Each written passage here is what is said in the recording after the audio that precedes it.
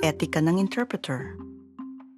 Ang mga profesional na interpreter ay dapat sumunod sa mga panuntungan at patakaran upang maprotektahan ang privacy mo. Kaya mahalagang malaman mo ang mga panuntungan at patakaran para matiyak na nakikipagtulungan ka sa isang profesional na interpreter para tiyakin ang iyong kaligtasan at ang kakayahan mong makipag-usap sa lahat ng mga taong kailangan mong kausapin. Katumpakan. Ang trabaho ng mga interpreter ay tumpak na ihatid ang kahulugan ng sinasabi sa pagitan mo at ng taong kausap. Dapat maisalin ng mga interpreter ang lahat ng sinasabi mo at ng tao ng kausap mo nang hindi gumagawa ng anumang pagbabago, pagbubuod, pagdaragdag, o pag-aalis ng kahit na ano sa sinasabi mo at ng taong kausap mo. Walang kinikiling at mga salungatan ng interes.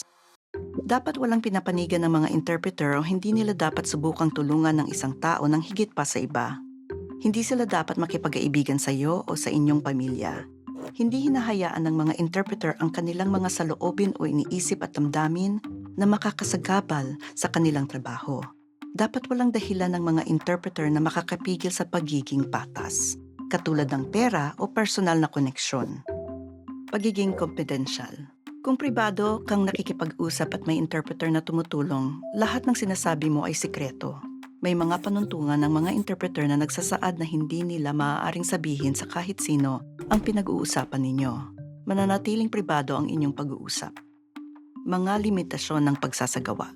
Kapag nakikipagtulungan sa isang interpreter, ang tanging trabaho nila ay tulungan kayong maunawahan ang isa't isa. Hindi kayo bibigyan ng payo ng interpreter tungkol sa batas o tungkol sa gamot, kahit na alam nila ang tungkol sa mga bagay na iyon. Ang trabaho ng interpreter ay tulungan lamang kayo na direktang makipag-usap sa isa't isa. Mga pansanay na sitwasyon. Hindi naniniwala ang iyong interpreter na dapat magdiborsyo ang mga karelasyon at hindi kanya hinihikayat na iulat ang mga pinsala mo. Ano ang mga panuntungan o patakaran na nilabag ng iyong interpreter? Ang pagkiling ng interpreter laban sa diborsyo ay pumipigil sa kanyang hindi magkaroon ng kinikilingan at karagdagan. Ang kanilang opinyon at pagpayo ay lumalabag din sa mga obligasyon na hindi magkaroon ng kinikilingan at maghatid ng tumpak na interpretasyon.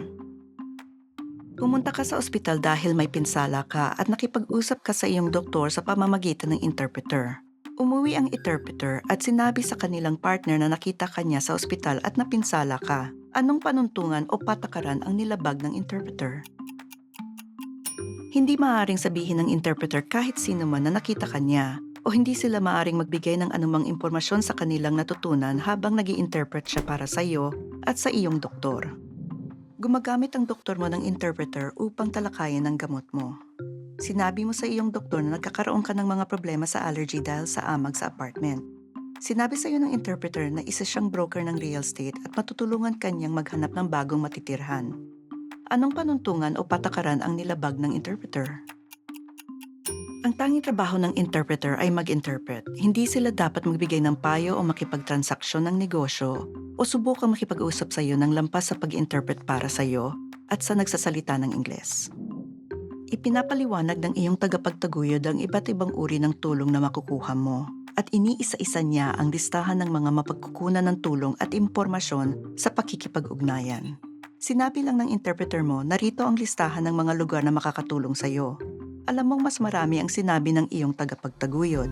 Anong panuntungan o patakaran ang nilabag ng interpreter? Dapat iparating ng interpreter ang kahulugan ng lahat ng sinasabi mo at ng kausap mong nagsasalita ng Ingles.